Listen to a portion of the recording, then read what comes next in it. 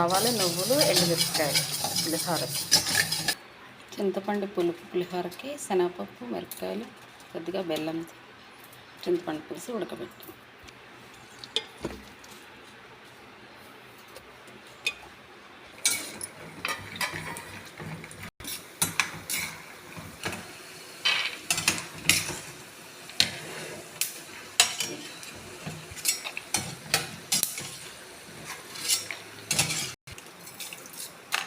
ఇంకా శనగపప్పు వేయండి ఇంకా వేసి అందులో వేసాగా ఇంకా పులుపులో.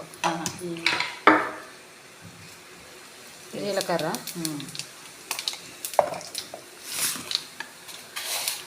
ఆవాలు,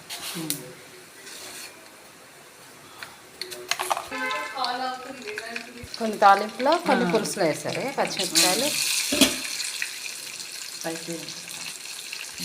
ఇంగువ, కరివేపాకు,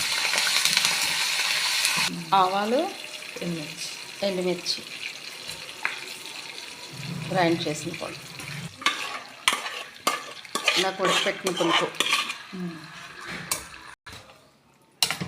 పొడుము వేశారు కదా, కట్టేయాలి వేసాక చేదొస్తుంది.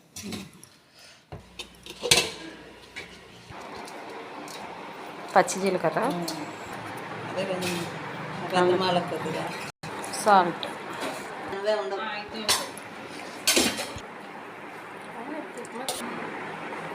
ఆయిల్ కొద్దిగా.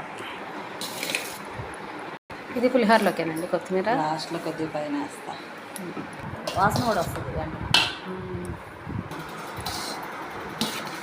పచ్చికరేపాకు,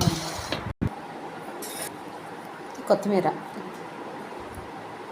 దాకా పులుసు తాలింపు పెట్టాము, ఉడికిచ్చింది.